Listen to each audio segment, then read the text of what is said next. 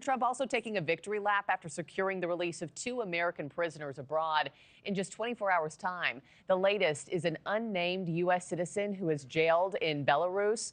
Before them, Marc Fogel, a teacher held in Russia since 2021. He returned to the United States on Tuesday. Now, Fogel had been sentenced to 14 years in prison for possessing medical marijuana.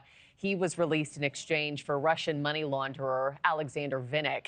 Joining me now is Marc Fogel's attorney, Martin De Luca. Martin, welcome to the show, and we thank you during such a busy week. Thank you. Thank you for having me. Yeah, and talk about a remarkable week for Marc, his family. I mean, him back on American soil with the backdrop of that snowy White House the other night, just miraculous. How's he doing this morning, sir? He's doing extremely well. I mean, you saw him in the diplomatic room when he was with the president. He's a natural public speaker. He kept the faith throughout. I think the most important thing to remember about his story is that he was inexplicably passed up in 3 prisoner swaps. That's unprecedented. So he's a lot of firsts, but it's also unprecedented in U.S.-Russia relations that the Russian government would unilaterally release an American citizen.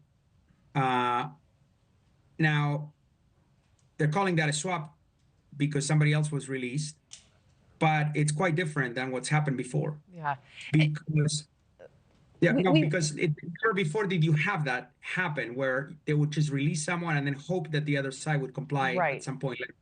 Yeah, and we've been given so few details, even President Trump giving few details surrounding the negotiations of getting Marc back home. We didn't even have rumblings that this was in the works. All of a sudden, he was just on his way back home to the United States.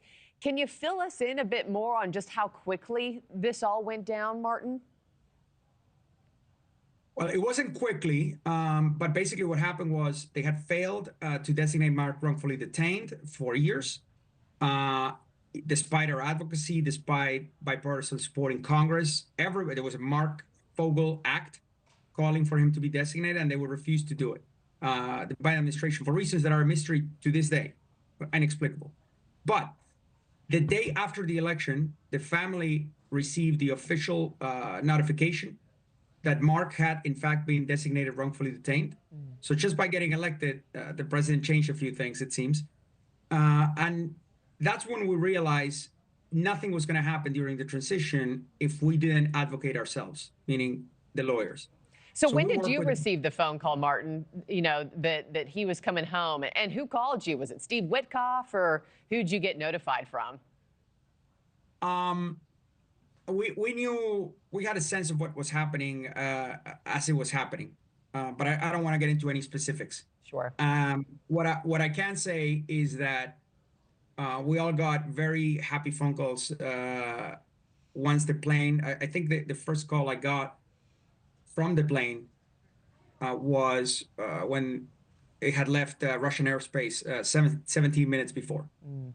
So that, we got a call from the plane, and that's when we knew they were on their way and everything had gone down as expected. Yeah, well, I understand there is some information you want to keep close to the vest, but I got to ask, hey, will you and Marc be taking any legal action of any kind for everything that he's endured? Is there any sort of justice he's seeking, or is being back home enough? I think it's way too early to talk about that. I am not sure, and I can tell you that Marc and I have not discussed that at all. The focus is on the opportunity this is creating, right? So Marc Fogel is now part of history because following that unilateral release, it set the stage for opening the U.S.-Russia peace negotiations over Ukraine, hopefully to end this war that has killed over 1.5 million people, cost us $300 billion, and needs to come to an end. And I think the president's going to do that very effectively. That's the focus. It's not on trying to go after people and seek justice in that manner. Yeah, one day at a time, and I'm sure it's taking him a minute just to settle back in to life here at home and in the States. Martin De Luca, I thank you for your time. Would love to have you back on soon for another update. Thanks for watching, everybody. Go to joinnn.com to find NewsNation on your television provider. Also, don't forget to click that red subscribe button below to get more of NewsNation's fact-driven, unbiased coverage.